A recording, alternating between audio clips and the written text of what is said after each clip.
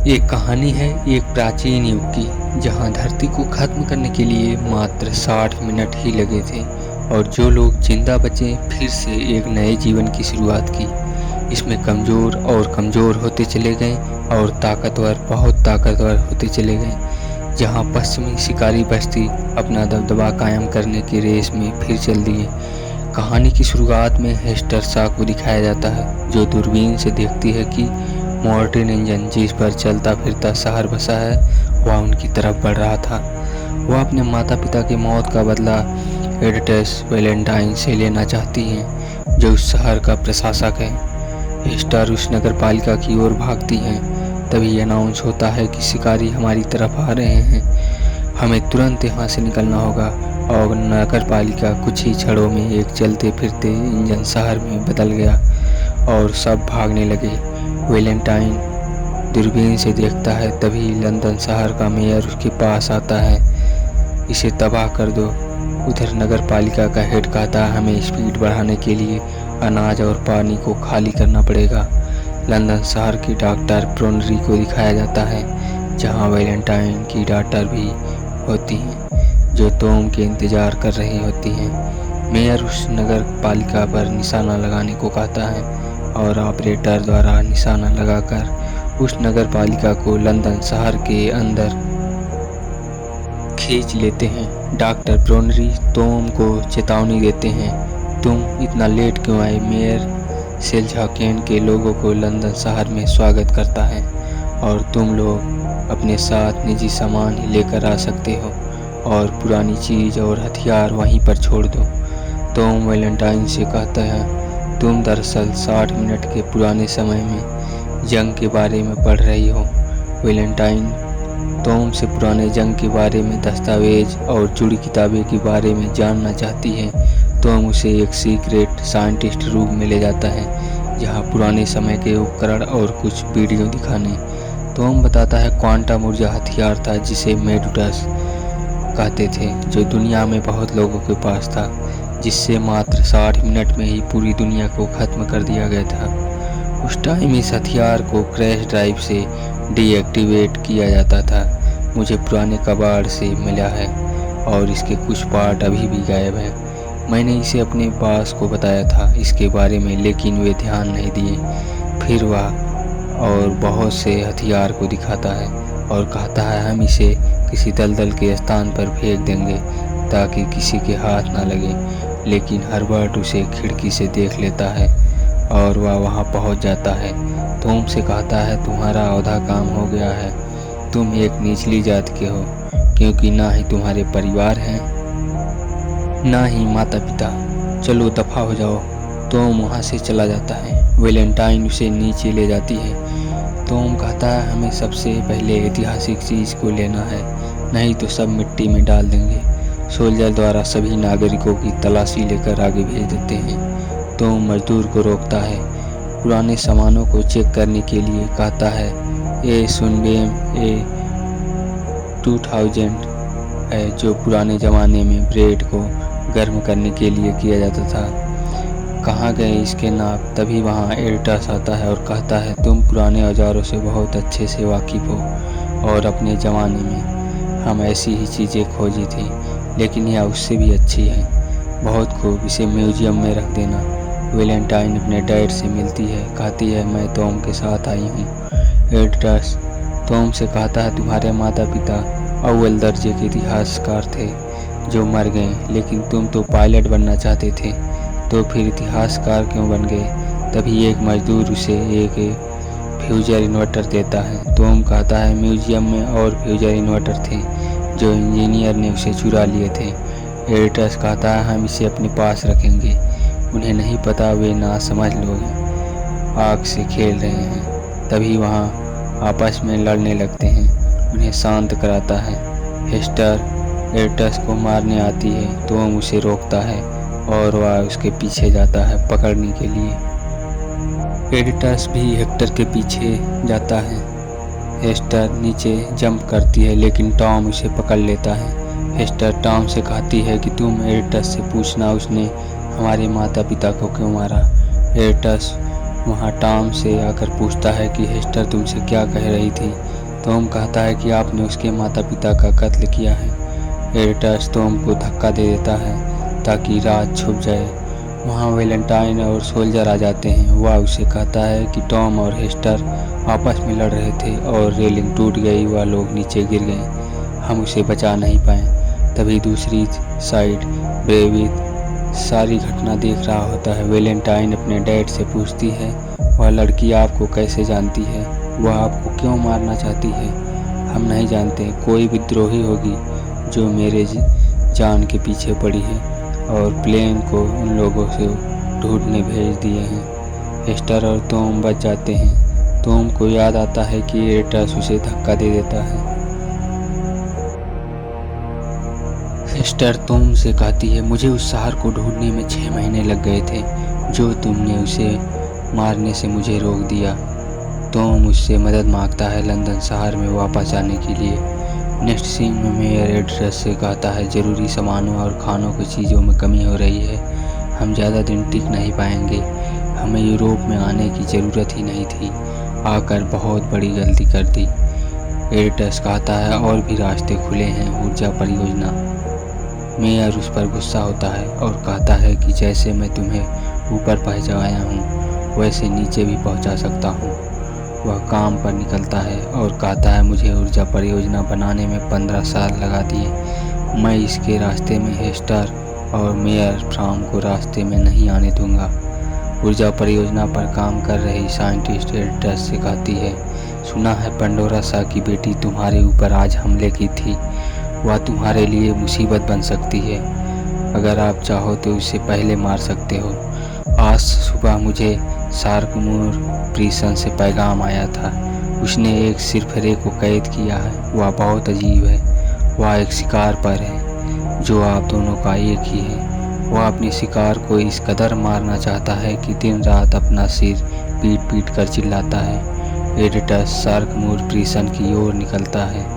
Tom बताता है, मेरा सपना पायलट बनने का था, लेकिन मेरी माता पिता का हादसा मेरे 8 साल में ही हो गई।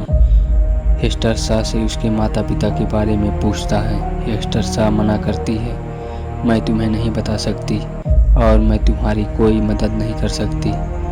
और वह सपने देखती है।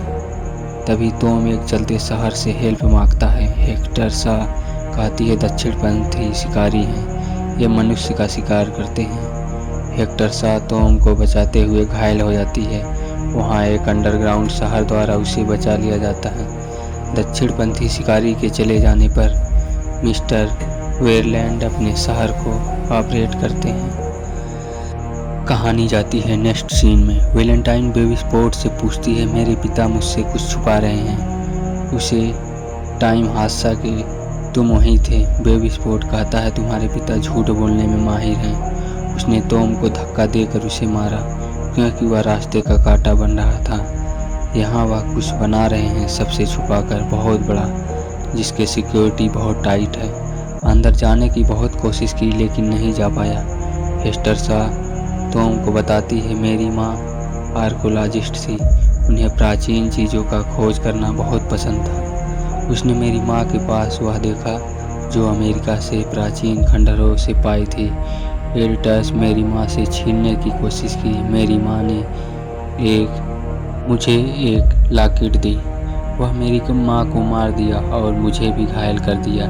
मैं वहाँ से भाग गई। एडिटस उस श्राइक से पूछा, तुम हेस्टर शाह को क्यों मारना चाहते हो? तो श्राइक बताया, उसने अपना वादा तोड़ा। एडिटस कहता है, अगर मैं तुम्हें आज़ाद कर दिया तो तुम क्या करोगे? श्राइक कहता है, मैं उसे जिंदा नहीं छोड़ूंगा। एडिटस उसे आज़ाद करके चला जाता है। टॉम और हेक्टर शाह को संदेह हो जाता है कि वह कैद कर लिए गए हैं। हेक्टर शाह घायल होने की वजह से भाग नहीं सकती, इसलिए टॉम को भागने के लिए कहती है, लेकिन टॉम नहीं जाता। यह सभी पकड़कर लाए हुए को रस्ट वाटर मार्केट में बेचने की बोली शुरू होती है। तभी वहाँ मिस एन्ना आकर सबसे ज़्यादा 50 कौड़ी की बोली लगाती है। बोली लगाने वाला उसे पहचान जाता है। कहता है कि सरकार तुझ पर 50,000 का इनाम रखी है। वह उसे पकड़ने को कहता है। तभी वह उन लोगों पर हमला करती है और हेस्टरसा को भागने के लिए कहती है। तभी वहाँ श्राइक आता है उसे मारने के लिए। मिस सेना आकर उन्हें बचाती है। हेस्टरसा कहती है तुमने हमारी जान बचाई, पर क्यों? मिस सेना कहती है तुम बिल्कुल अपनी माँ की तरह हो, किसी पर भरोसा नहीं करती। पेंडोरा बहुत बहादुर थी, उनकी तरह आज तक हम किसी और को नहीं देखा। उनकी मौत के बाद मैं तुम्हें बहुत जगह खोजी, मुझे लगा तुम जिंदा नहीं होगी। मैं सोची इतना खतरनाक इलाके में 8 साल की छोटी बच्ची कैसे जिंदा होगी। वह श्राइक के बारे में बताती है कि मैं उसी की वजह से जिंदा हूँ। उन्हें उनसे रिलेटेड सारी सामान को इकट्ठा करने में दिलचस्पी थी। उनके अंदर इमोशन था, बट वे एक मशीन था, जैसे उनका एक परिवार था। वे मुझे एक मशीन में बदलना चाहते थे, लेकिन 6 महीने पहले लंदन ब्रिज को पार किया। यह सही टाइम था मुझे वैलेंटाइन एडस से बदला लेने का, और मैं वहाँ से भाग गई। नेक्स्ट सीन में बेबिस वैलेंटाइन को टॉम द्वारा इकट्ठा किए गए पुराने सामान की संग्रहालय में आता है, जहाँ डॉक्टर टोनी बताते हैं कुछ नकाबपोशी तहखाना के रास्ते से आकर सब सामान ले गए, और ऊपर चर्च में कुछ बड़ा हो रहा है जिसके बारे में किसी को नहीं पता है। वह उन्हें उस रास्ते भेजते हैं पता करने के लिए। कैप्टन खोरा उन लोगों का अपने यहाँ स्वागत करता है, तो टॉम कहता है यह क्या हो रहा है? हेक्टर बताया यह रूसान है। मिस सेना हेक्टर से कहती है कि तुम्हारी माँ पेंडोरा को मरने से पहले कुछ मिला था, बहुत खतरनाक, जिसका उन्हें डर था कि वैलेंटाइन एडस के हाथ लगने पर तुम्हारी माँ को कुछ हो जाने पर मुझे तुम्हें ढूंढना होगा। तुम ही उसे रोक सकती हो, तुम सोचो अच्छे से। हेक्टर बताती है मुझे कुछ याद नहीं है, लेकिन उसने मेरी माँ से कुछ पुराना तकनीकी सामान छीना था। वे टॉम से पूछते हैं लंदन शहर में चर्च में क्या हो रहा है। टॉम उन्हें कुछ स्ट्रक्चर बना कर देता है। तुम्हारी माँ एक कंप्यूटर कोर मिला था, कंट्रोल सिस्टम, क्वांटम ऊर्जा हथियार का वह एक तरह की कैश ड्राइव है जो उस हथियार पर लगा देने से वह तबाह हो जाएगी। वह कहाँ है किसी को नहीं पता। मेयर गुस्से में कहता है यह चर्च में क्या चल रहा है। एड्यूसा घातक हथियार के बारे में बताता है जिसके सामने कोई भी हथियार टिक नहीं सकता, जिससे पूरे शहर को एक ही बार में तबाह किया जा सकता है। मेयर कहता है अतीत से सीखे सबक को अनदेखा करना बहुत बड़ी नादानी होगी। एड्यूस कहता है हमें इतिहास से कुछ लेना देना नहीं है, जो इस पर काबू करेगा वह पूरी दुनिया पर राज करेगा। मेयर गुस्से में कहता है तुम्हारी मनमानी नहीं चलेगी, बंद करो इसे। एड्यूस उसे मार देता है। मेडिस वैलेंटाइन को वहां जाने से रोकता है। अब लंदन शहर सेल्ड वॉल की तरफ बढ़ रहा है। दूसरे सीन में श्राइक वहां आकर हमला करता है और सब उसे रोकने में नाकाम हो जाते हैं। यह सब वहां से भागने वाले थे, तभी वह हेक्टर के सामने आ जाता है और टॉम को मारने वाला था। हेक्टर उसे छोड़ने को कहती है कि तुम मेरे लिए आए हो। लास्ट में श्राइक इमोशनल हो जाता है और हेक्टर को नहीं मारता और उसकी अमानत लौटाकर अपने को ख़त्म कर देता है। मिस सेना हेक्टर और टॉम को लेकर सेल्ड वॉल की तरफ बढ़ती हैं, जिस शहर को एडिटस आज रात तबाह करने वाला था।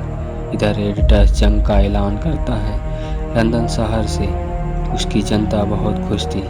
मिस सेना अपनी टीम के साथ वहां पहुंचती है और गवर्नर से कहती है लंदन शहर को उड़ा दो जिसमें मेडिटस है, नहीं तो हम नहीं रोक पाएंगे।